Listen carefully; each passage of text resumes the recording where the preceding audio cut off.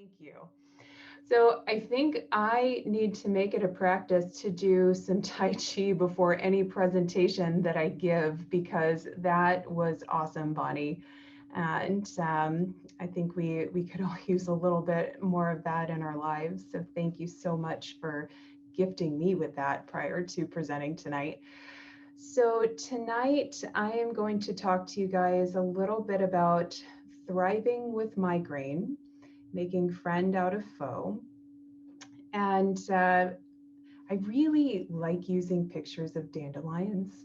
I don't know if it's that I just love the flower itself because I think they're actually really pretty, or I just really like what dandelions represent. You know, we always talk about how like dandelions are these hardy flowers that, you know, can grow anywhere, including the cracks of pavement. And I actually, I saw or read a story not too long ago about dandelions and the theme of acceptance, which I think is kind of an adjacent topic to what we're talking about tonight. And I wanted to share that story with you guys real quick. So there was a man who woke up one morning and he looked out in his yard, and overnight, all of these dandelions had popped up in his yard, and he started kind of freaking out. He wasn't too happy with there being a bunch of dandelions. He was someone who liked his lawn perfectly manicured and flowers should only be where he planted them. And so he started to try any and everything he could to get rid of the dandelions. He tried every pesticide, every, you know, trick of the trade, and he couldn't get rid of them. So he called in an expert in lawn care, and the expert asked him, he's like, well, have you tried this? And he's like, oh yeah, tried that one, didn't work. He's like, well, did you try this? Oh yep, tried that too, didn't work. And I tried A, B, C, D, E through Z of these other things too. And he's like, huh, well, that's interesting. Okay. So the guy kind of pauses for a second, and the expert, you can tell, it's kind of like thinking through the situation. And finally, he looks up at the guy and he says, well, I think you're just going to have to learn to love dandelions. And I feel like from my folks who live with migraine, that ends up being the situation in which they find themselves, needing to learn how to thrive with a situation that they didn't ask for. They probably wouldn't wish on their worst enemy. And yet here they are trying everything and anything they can. And so being able to learn to live with their situation as best as they can is kind of my job description. So to start off, you know, migraine, it's, you know, the guest that you never really invited to the party. So when I meet with people, usually it's not their first rodeo with migraine. For many of them, they've been having them for years. They've been trying their best to manage them through all kinds of different modalities. And, you know, they've been there, done that on pretty much everything. And, you know, most people are, you know, given what migraine feels like, are pretty motivated to do whatever they can to manage it or try to get rid of it. And oftentimes, by the time I see people, they notice that there are parts of their life that have started to shift in ways that they did not expect and they did not want. And so I have my colorful frog over here in the corner of my slide, because I'm sure you guys have all heard of that story of the frog who hops into the pot of water on the stove that's still cold. And then, you know, if the stove gets turned on, the frog may not immediately realize that things are changing, but over time, it recognizes it, and sometimes it's almost too late. And so this is kind of the experience that I hear from some of the folks that I work with, that in the process of trying their best to not get migraine to rule their life, and they're in the battle against the migraine, they notice shifts to where they're almost living like a maybe life. And by that, I mean, they want to go and make plans to go to events with their family, to be able to make plans to get to things that are enjoyable to them. But it's a maybe because they don't know what their migraine might be doing that day. And in that process, they end up kind of feeling disconnected from others because not everyone gets migraine. A lot of people actually don't get migraine, and they don't understand what that feels like. They think, oh, it's a headache, right? And as all of you well know, migraine is far beyond that of just a headache. And so there's this disconnection because people don't always get it. There's also, changes that happen in terms of people's goals and things that they want to do. So I've seen many people where it affects their ability to progress in their career or go through with certain academic aspirations that they may have had, or be able to commit to certain positions or relationships as a result of their migraine. And all of these things end up having an effect on the perception of themselves. So they don't necessarily see themselves as the most reliable individuals anymore. They don't see themselves as being able to be confident in any given situation because they don't know what the migraine may decide to do or not do. And so over time, this can lead to people starting to feel stuck. And you see these larger and larger drifts away from the goals that perhaps they've set out for themselves. And there's a shift pretty dramatically in something that I call self-acceptance. And you guys may have heard of this term before, but it's basically how much can we accept ourselves, warts and all, for who we are as, imperfect human beings. And I find that for my folks who have migraine, that is a particularly tough journey because they see themselves now as more inherently flawed and sometimes less deserving of attention or love or praise.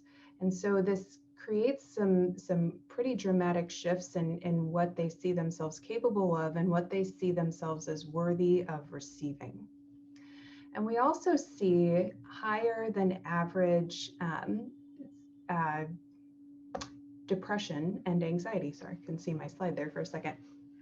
So in depression and anxiety, we know is actually a lot more common now than it was probably about a year ago.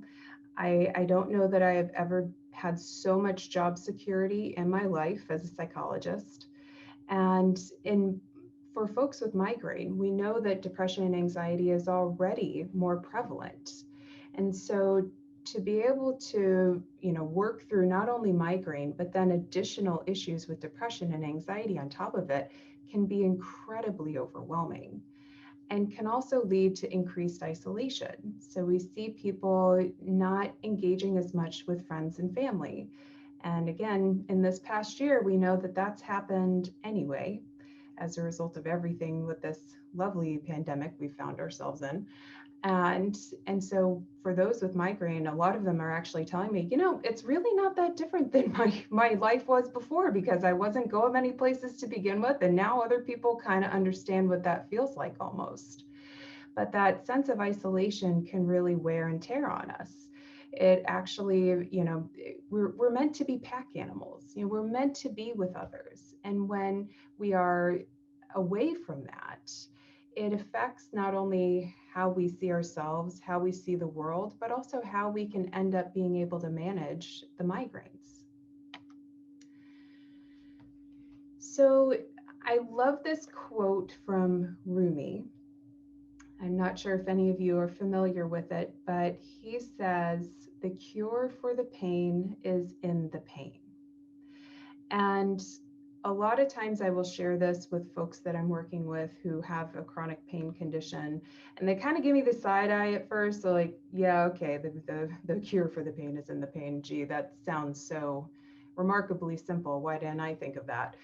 And so what I mean by that is that oftentimes we so desperately want to separate from the pain. We want to get rid of the pain. We want to, be able to have it diminish and not be part of our lives. And I'll admit, in a perfect world, that would be awesome. In a perfect world, we would have had a cure for migraine decades ago. But unfortunately, here we are, and we're not in that position just yet. And so something that we know about pain and how our brain perceives pain is that it makes a difference in terms of how we interpret the pain. It changes how it affects us. And there's actually some really great neurobiological research that I will not bore you with tonight at 7:30 in the evening. But it actually shows that the more we try to resist pain, the more we try to run from it, actually the more it ends up coming back at us and kind of affecting us even more. And so when I talk to people about chronic pain management, including that with migraine, we discuss that there are components to this pain that we may not be able to control. And there's a saying that we use in pain management frequently that the pain may be part of your reality, but suffering could be optional. And by that, I mean that there are many other components of our lives and that help us to not only manage ourselves, but our migraine that can help us to successfully cope over time. And so I want to share some of those with you guys tonight. And some of them, actually most of them, are probably not all that profound or secretive. It's not, something that we're hiding behind door number 3, but it's more that, sometimes we have to return to the basics of what can actually help us manage as best as possible. And so when I talk to people about coping and how do we cope with pain, a lot of times this involves several different components. And so when I first see somebody for an initial consult, most of them have been referred to me by their neurologist or other headache provider. And, they're like, well, I think my neurologist thinks I'm crazy. So they sent me to the psychologist and here I am. So I'm not crazy, but let's see what you got. And I always tell them, well, you're in luck because I don't see crazy people. I see people who happen to have pain, and it's time for them to be able to learn, hopefully, some new skills to manage the pain. And so when we think about coping and management, I kind of break it up into these 4 categories: mind, body, connection, and strategy. And we're going to go over all of these in a little bit more detail. And certainly some of them involve more than one domain at any given time.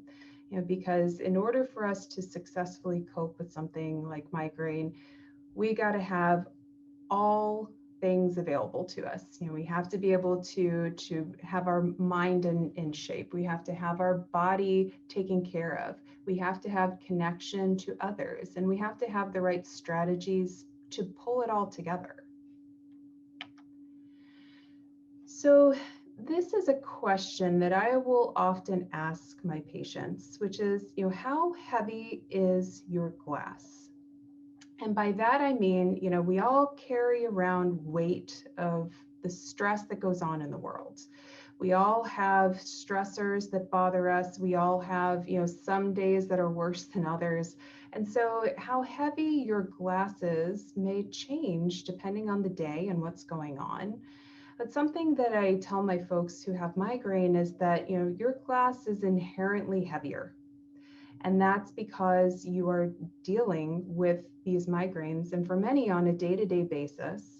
And so the normal day-to-day stressors and demands feel heavier as a result of all of this other stuff already going on in the background. And so it's important for each of us to check in with ourselves and figure out, how heavy is my glass today? When's the last time I was able to put it down, even if just for a moment? Even with Bonnie's Tai Chi earlier, it's an opportunity to let the glass down just for a moment. And so I talk to people about the importance of doing a self-check. So we know that there can be pretty dramatic effects of stress on both our body as well as our emotional well-being. And I think a lot of times we tend to tune that out. We don't want to listen to it. We don't want to hear it because we've got too much else going on.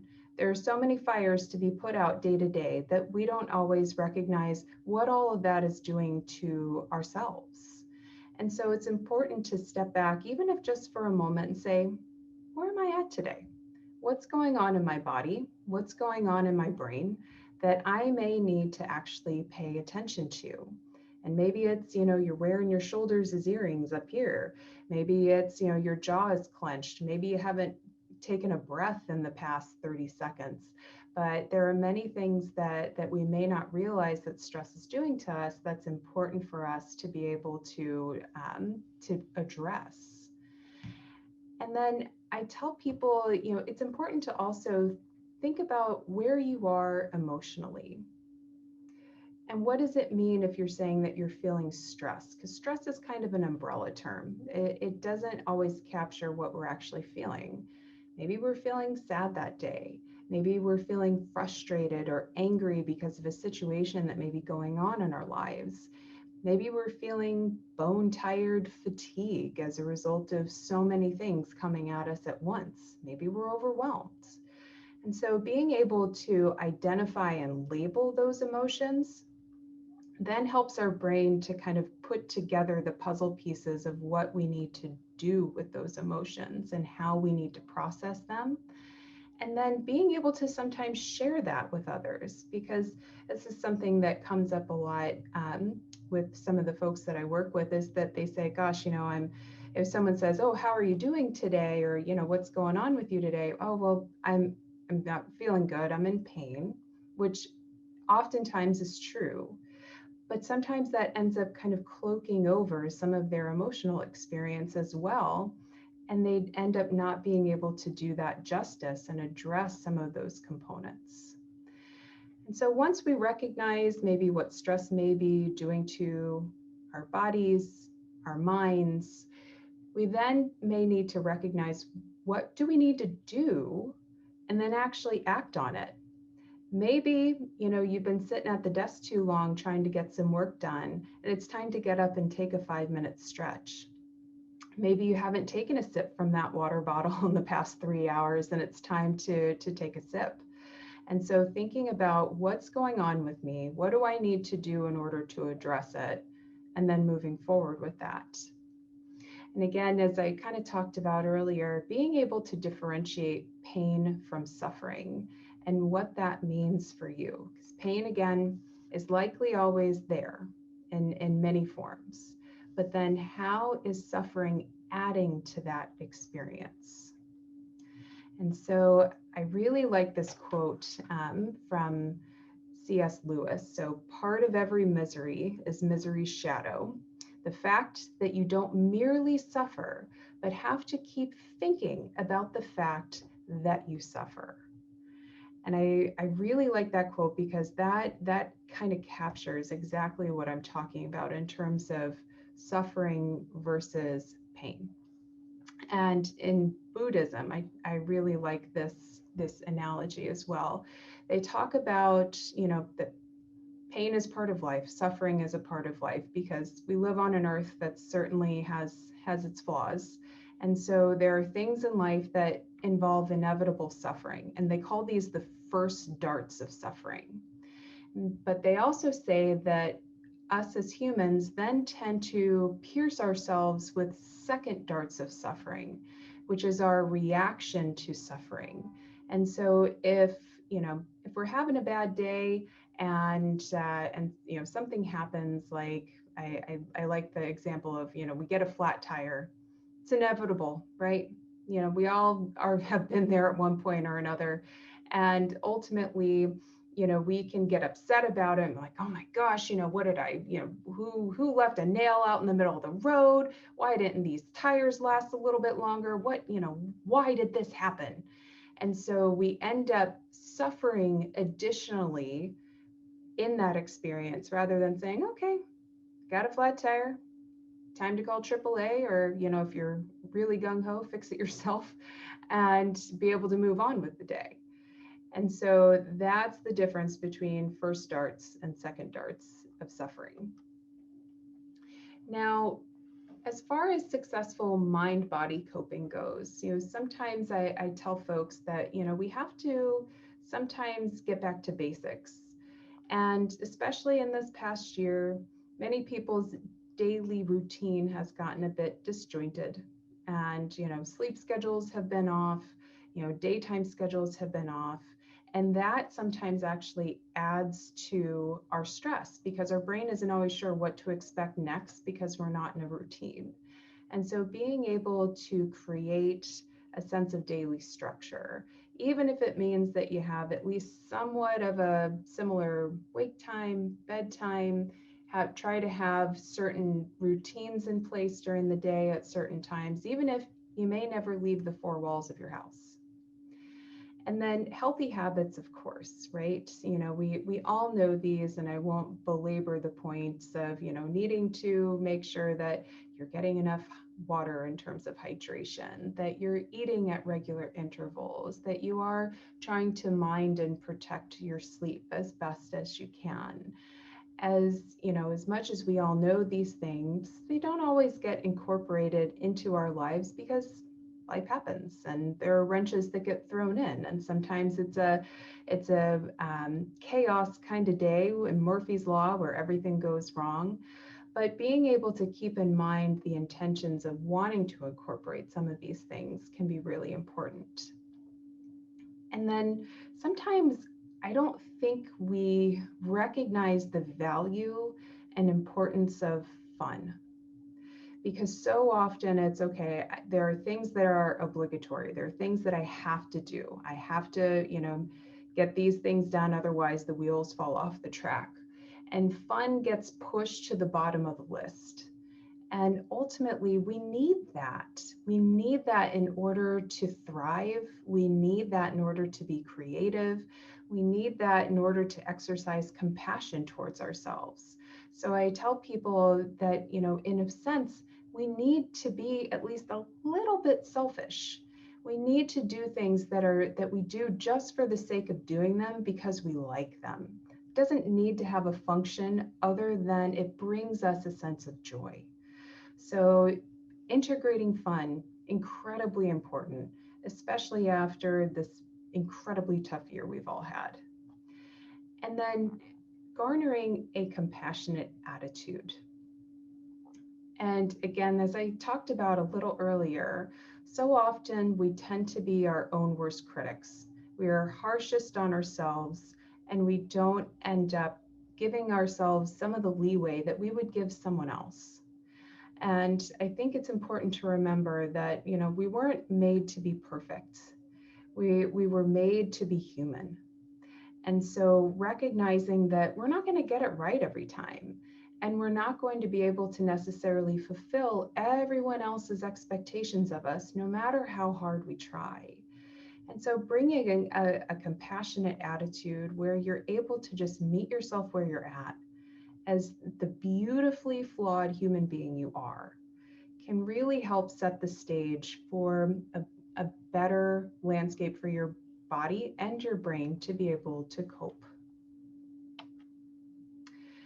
And then focusing on things that are actually within your control. So often when we get stressed, it's because we're focusing on things that are outside of our control. And so even in the midst of the worst of circumstances, I tell people to try to find one thing that they can control, one thing that they can take hold of. And sometimes that means just focusing and anchoring on their breath.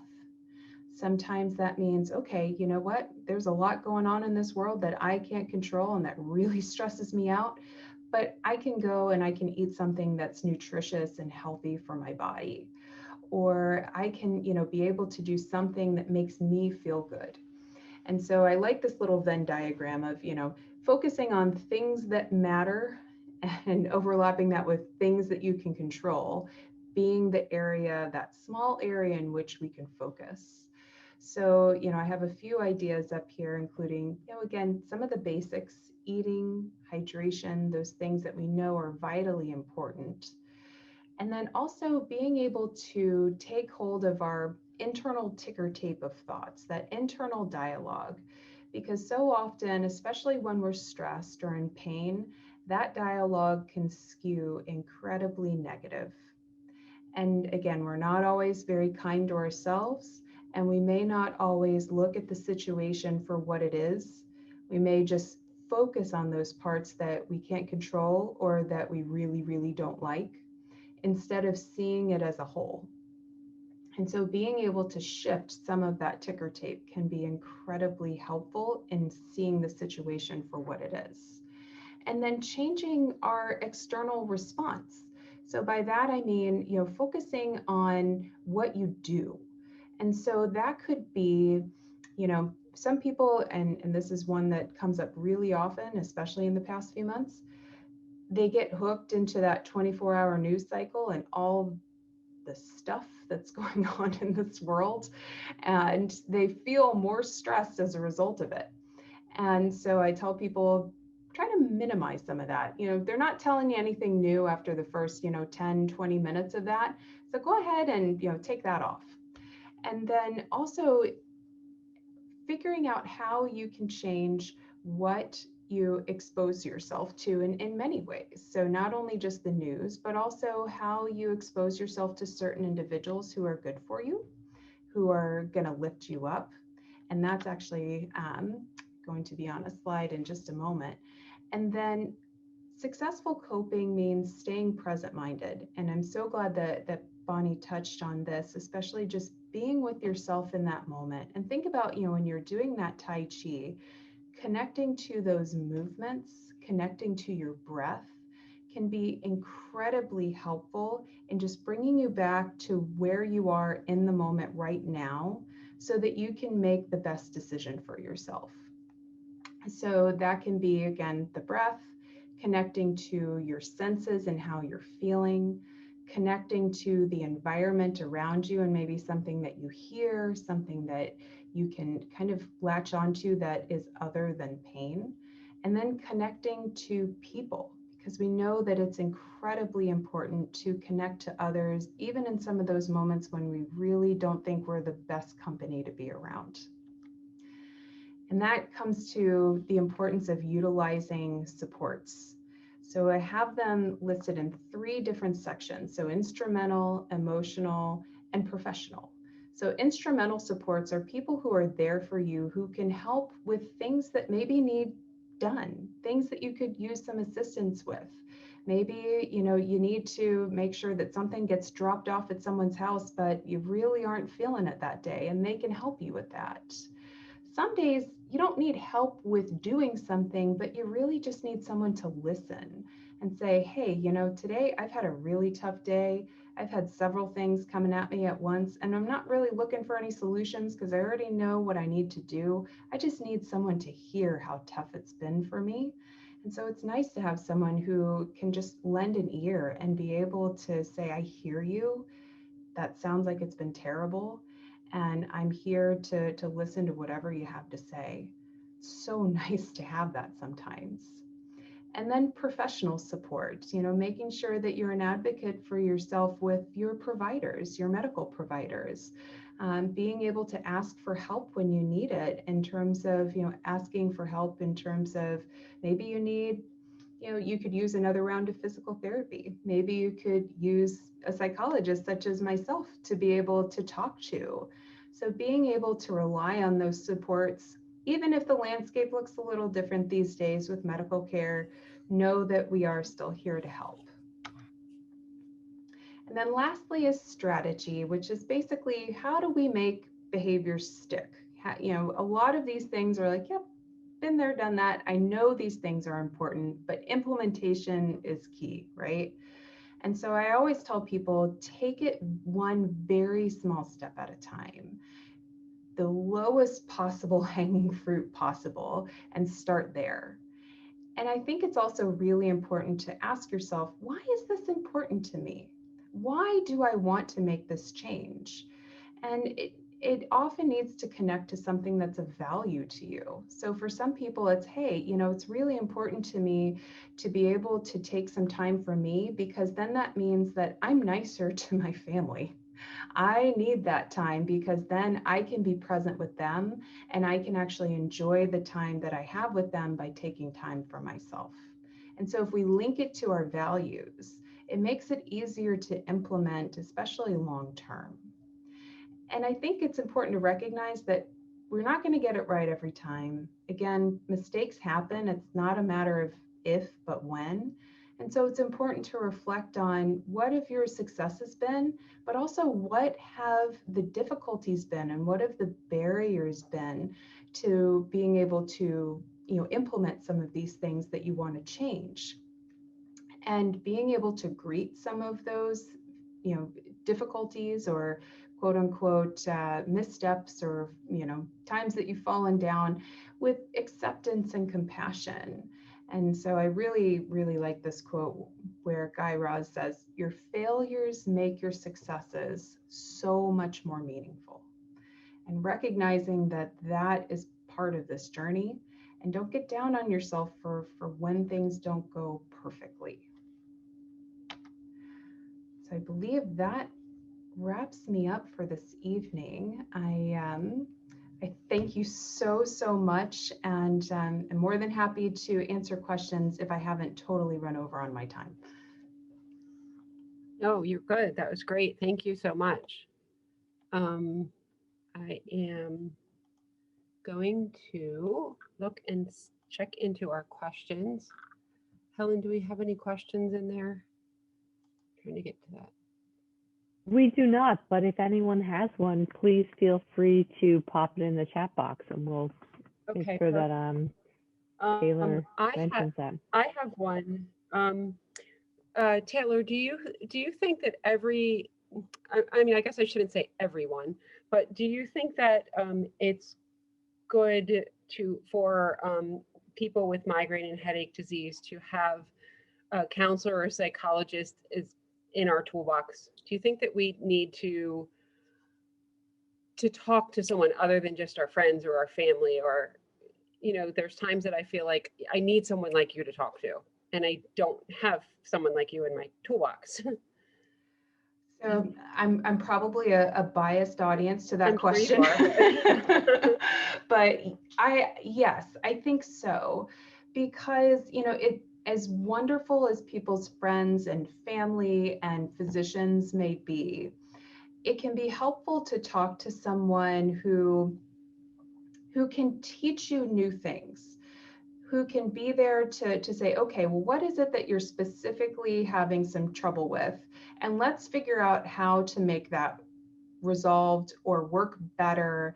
And so, while family and friends are great, sometimes it gets into like this either advice giving or them just saying, yeah, I'm so sorry, that really stinks. And with a psychologist, especially one who works in like cognitive behavioral therapy, the point is for us to join as partners. So I may be the one with some expertise, but you're the world's leading expert on you. And so my goal is to be able to join with people and say, okay, these are the things that you're doing great, and here are the things that you say that you're struggling with. Let's kind of delve into that and figure out how you can make this better. So it's meant to be empowering, and it's meant to help people come out even stronger. So that's why I tell folks, this is not for those that are weak. This is not for those who feel like they just, are surrendering and therefore need to ask for help. This is for folks who are strong. This is for everyone who feels like they could just use a few new tools, or maybe be able to just sharpen the ones that they already have. Oh, I like how you said that. I also like how you said partnership. So Yes. yeah, it should be a partnership. And I guess I would say for people that don't feel like you have a partnership with yours, maybe it's time to find one that you do feel like you have a partnership with. Because I love everything you said. Yeah, so that's the why days of the patriarchy are long gone. We're done with that. So yeah, listening to you, I was like, oh, I wish you lived here in the Philadelphia area. I'd call you tomorrow. And I also loved what you said. I always say to my kids, if you don't fail, you can never succeed. So, I always tell them, don't be afraid to fail. Try it. If it doesn't work, it doesn't work. But, you'll never know. And maybe it'll work and you'll succeed, and maybe you won't. So I love that quote you had at the end, too. Yeah, I love that you tell your kids that. Yeah. I mean, so let me check here in the chat and see if anyone had anything. Sorry, I'm so close to my camera. Oh, no, you're fine. I have to get close to read. Let me close mine. So someone said it's very hard to find a psychologist who specializes in pain, especially chronic pain, let alone migraine. Yes, that is definitely true. You know, if you, I had a pain psychologist that was a supervisor for me say, if you gathered up every pain psychologist in the United States, you could probably fit them all into a small conference room. Yes. There are not many of us out there. Yeah, that is so true. It is true. Yeah, someone said their old neurologist specifically had me go to a psychologist counselor for their treatment, which is true. How can we overcome the fear of making plans again when we've had many painful, uncomfortable, inconvenient migraines during social situations that need to be endured until it's appropriate to go home? So, yes. Yeah. So kind of, you know, you end up feeling trapped in those situations and held hostage by them until you can finally get out. Yeah. And so, you know, that situation comes up often when I'm working with folks, and just to keep it brief, because we could have a whole other conference about that. Yeah. But what I would recommend is that you kind of break it down and figure out what it is that seems to be a common theme in those events. Is it that you are so anticipating having a migraine going into it that it almost ends up becoming a self-fulfilling prophecy? Is it that once you're there, you feel like you're in it and you cannot take a break no matter what, and we need to find some strategic ways for you to take a break? You know, so there are various things that that can end up helping those situations. But one thing I would definitely say is, you know, don't give up trying to go into those situations, because the more we end up avoiding all things that maybe could trigger a migraine, the world starts to become very, very small. And that's kind of the opposite of what we want. You know, we want you to be able to live your lives. We want you to be able to feel empowered to do so, but maybe we just need to find the right tools in order to do that. And maybe some of those events end up looking a little differently than perhaps they had in the past. That's a great point. How do you help people deal with the fear of pain and the neuropathy that leads to worse pain? Yes. So one thing that we often talk about in pain psychology is the difference between smoke versus fire.